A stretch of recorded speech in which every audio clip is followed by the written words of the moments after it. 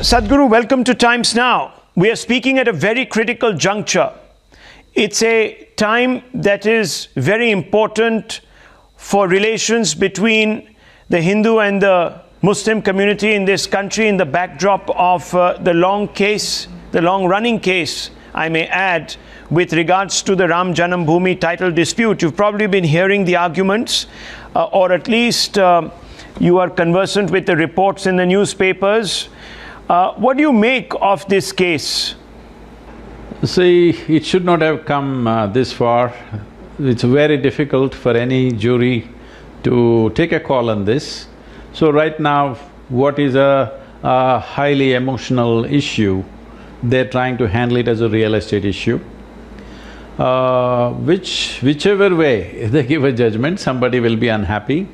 But at the same time, we need to understand, if it's real estate, even within a family, between two brothers, if there's division, one will always feel it's unjust.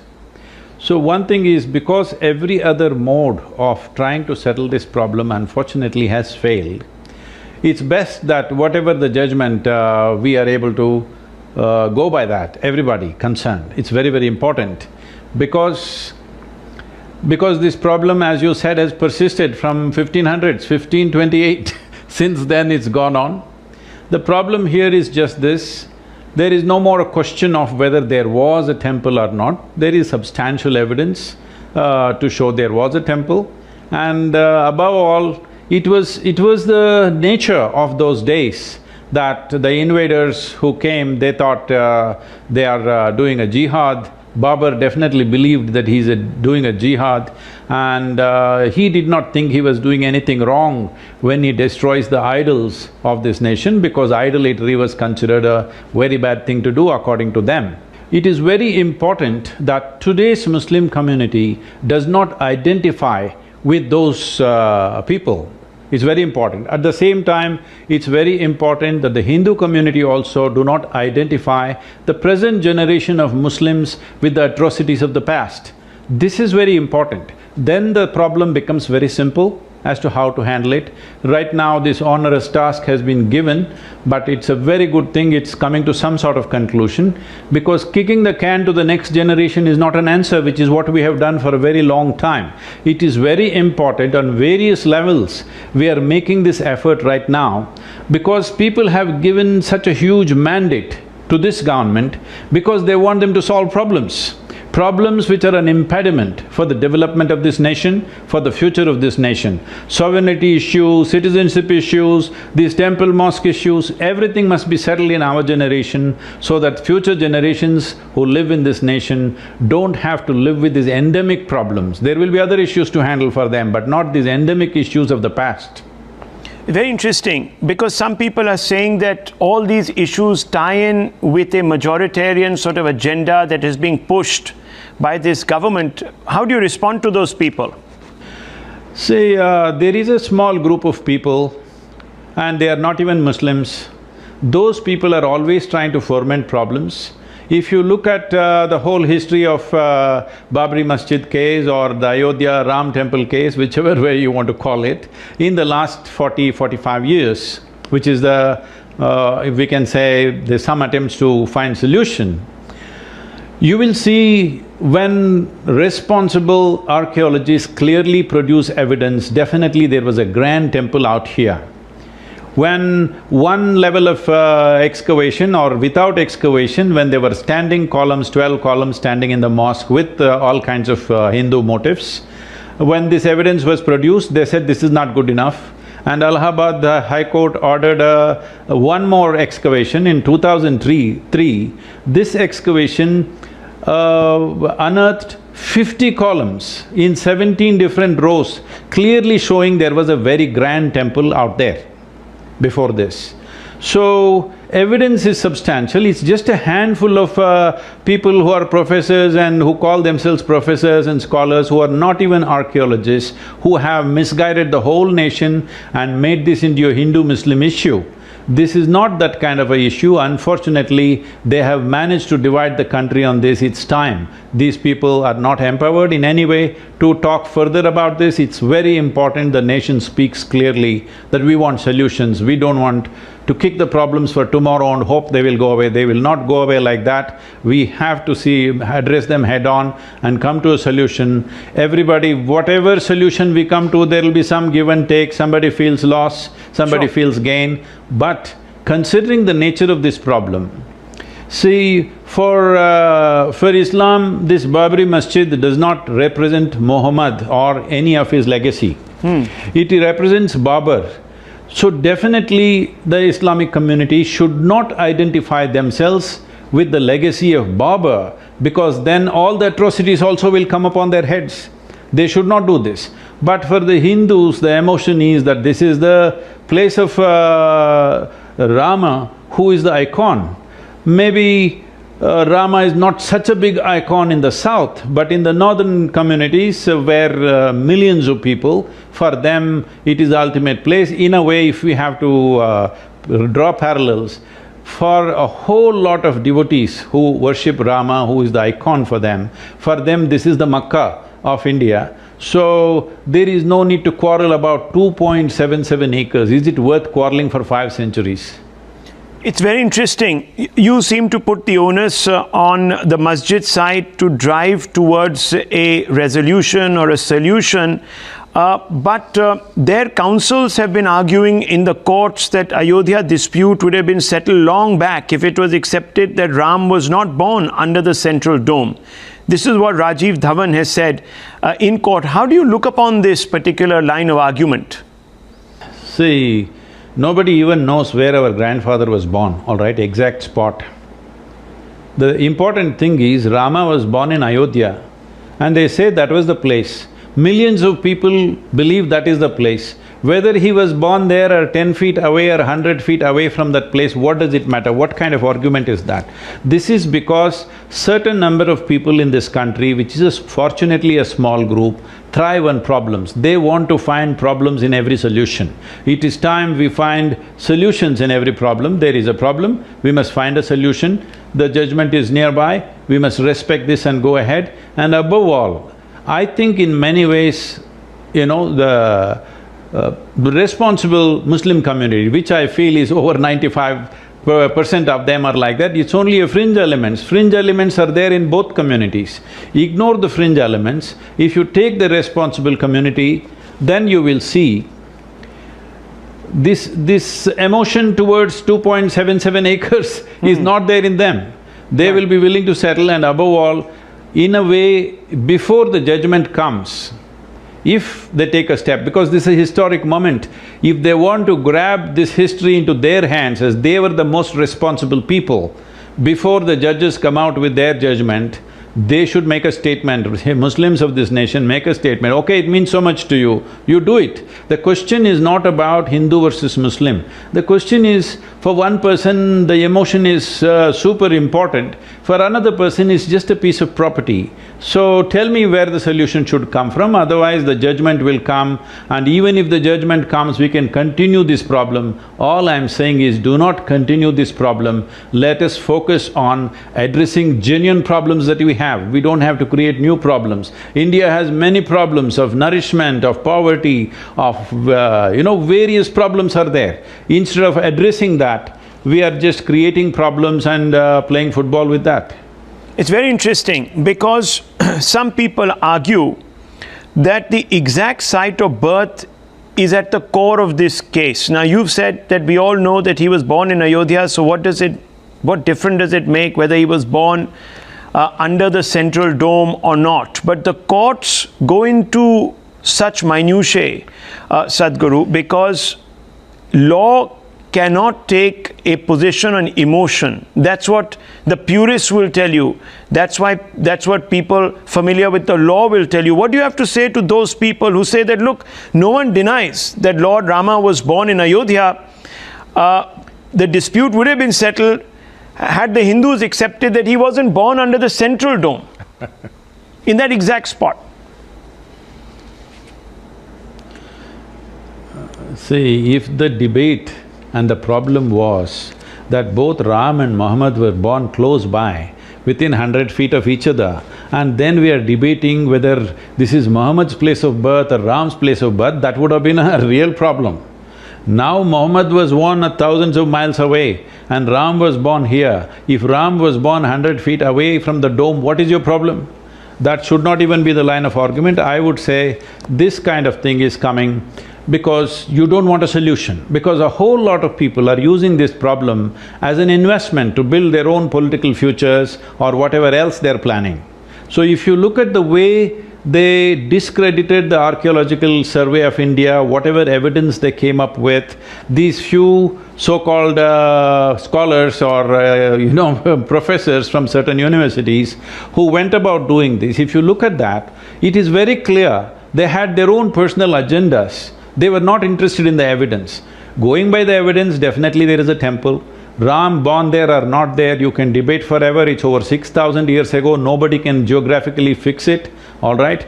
You can't put a Google dot on it, but was there a temple? 100%, everybody knows this. Now, is there so much emotion in the Islamic community about it? No, they just feel wronged that the mosque was brought down. So now when they know, in the history a certain wrong was there, somebody is trying to right it, you can't go on rejigging history. Hindus also must understand this. This one thing, there is so much emotion, it's come so far, and this could be a big impediment for nation's development. In some way we must come to a solution. Even when the court gives a judgment, it's very important, once again we don't go into 2/3 belongs to somebody, 1/3 belongs to somebody, again there will be no solution. Some decisive solution should come. If we don't have the courage to take that step, we will only kick the problem to the next generation, and that's not the way to handle things. Let me ask you, sir, there's always a winner or a loser in a court case. Do you believe that the Hindu side should be given, without any ambiguity, the entire title in this suit? Do you believe so? To avoid a conflict from perpetuating, as you've said, to the next generations? See, we need to understand this. In 1855, there was a terrible riot regarding the same issue. But in 1857, both Hindus and Muslims came together to fight what we call as the First War of Independence. It is after that, the colonial design became such that if these two communities get together, they will be severely weakened. So the East India Company put out a plan, and they came up with many ways of dividing the two. One thing is, they decided Muslims should get separate education and they must have a separate vote. They vote separately, Hindus vote separately. All these kind of laws they brought in just to divide the country. Let us not be a slave of that device. Today, after 70 years of independence, let whatever you are in your heart, you may be a Hindu or a Muslim, let that be a personal faith, but we belong to one nation. It is important we want a solution. What is the solution, if you ask? Now you want me to spell out, Rahul, that, oh, I support the Hindu community. No, I am not that kind. It is not about supporting the Hindu community or Islamic community. I want the impediments for the development of this nation to be gone. I'm sure 95% of the country's population is with me on this one. That they want the impediments for the development of this country to be gone in whatever form it is. So right now this is one of them, which has been a thorn, which has been bothering this nation for quite some time. So it should go. So, can you move Ram out of Ayodhya and put him in Chennai? Is it possible?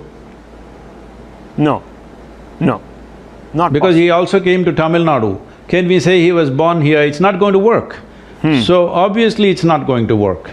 So let's do it the way it works. It's not the question of taking this side or that side. We want a solution not for Hindus, not for Muslims. We want a solution for the forward movement of this nation. So, what in your words would be the best solution to ensure that our nation progresses without impediments? Well, there were sovereignty issues, we are trying to settle that. There are citizenship issues, we are trying to settle that. There is temple and mosque issues, we are trying to settle that. This is a good thing. See, the very idea that people have given a massive mandate to a particular government is because they believe they're going to sort out the problems. Well, when we try to sort out the problems, will it happen in a perfect way? No. We must understand this, no human action is ever perfect. We may have perfect intentions, but when we execute something, it is never perfect. So those imperfections, somebody may perceive as injustice. Let us keep this down for some time, let us understand.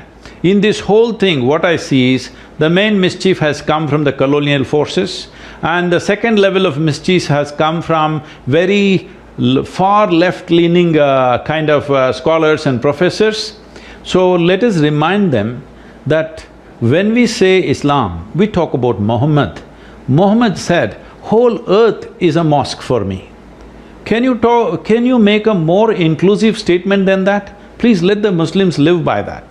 When we say Hindus, now they're talking about Ram. Rama is that kind of man. Just to… out of his integrity, he gives up his kingdom. He's a coronated king, but he walks away into the forest and his wife is stolen, terrible things are done. But when he kills his enemy who stole his wife and did terrible things to the people, he repents having killed him. So that is the man you're fighting for, don't forget. And for the leftist, let them remember all this conniving nonsense that they're doing everywhere. Even today they're continuing like this. I want to remind them, they are not progeny of Joseph Stalin or Mao Zedong. They are supposed to represent Karl Marx, who thought of an equitable society, a society without disparities, a compassionate economy which will nurture every human being. This is what he represents. Please let all three remember this. Right now this fanning of Hindu Muslims must fight, this whole thing is unfortunately not coming from Islamic community or largely from Hindu community. There are fringe elements on both sides, I'm not saying no, but largely it is coming from left-leaning extremists.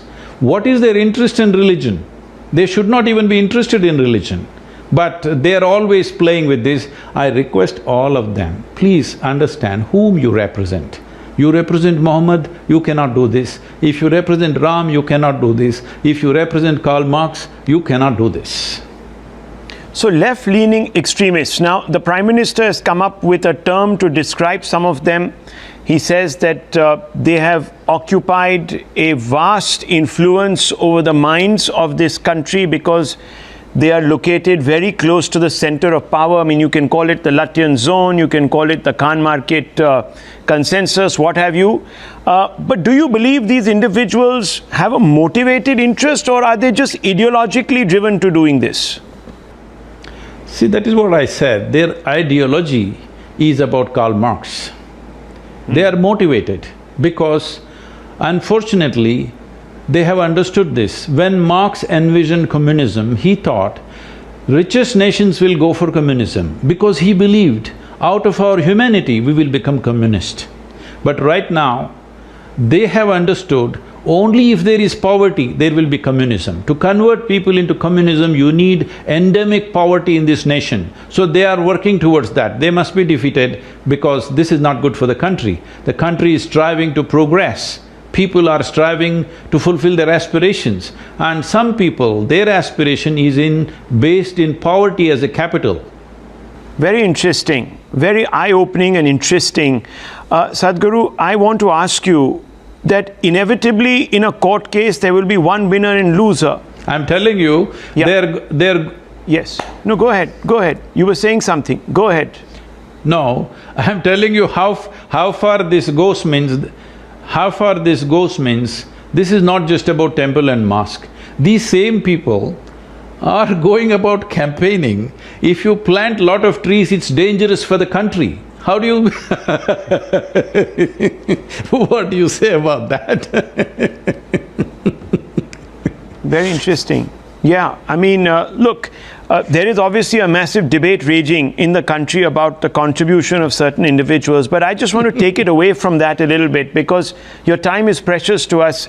Now, there will be a side that might go away feeling hard done, that injustice, to use the words that you used, have been done to them. How should they cope with this? Who should they turn to deal with this sense of loss, if I may? If they feel whatever the court may say, I would advise either the Uttar Pradesh government, if it is in their hands, or the central government, should do something to assuage their hurt in whichever form they think is best. More than what is needed they must do to ensure that they don't feel hurt. Do you think there should be a temporal… This is very important because this is not one generation. So how should this outreach… It is not a one generation's problem. Should it be through… what sort of resolution mechanism would you suggest?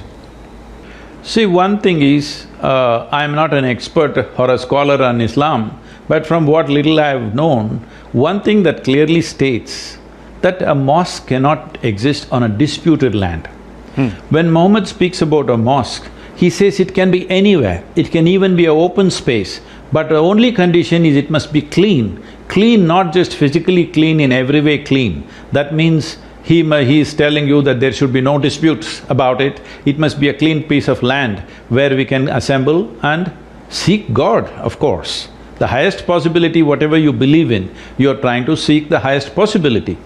So, in such a place, let us not… when there is such a big dispute and such negative emotion about it, and somebody has so much angst that their temple has been taken, I think even by the dictates of the religion, there is simply not necessary. Somebody should educate them in the right sense, rather than raking up and saying that injustice has happened. Tell me how to do justice, divide it 50-50. This is like the Solomon's wisdom, you know. He asked the people, two women claiming a child is theirs, he said, okay, let us cut it into two. Yes. Then the mother said, you take it. I'm not going to cut my child into two.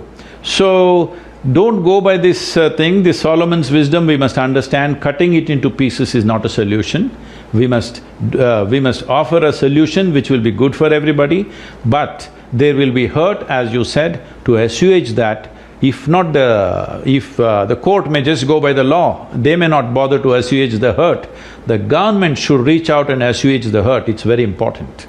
The Hindu community should reach out and assuage the hurt, that is very important. You should not burst crackers and jump around and we won, this should not happen in the country. You must have the humility that Ram had, you must bow down to them, that's it. Beautiful words, yes.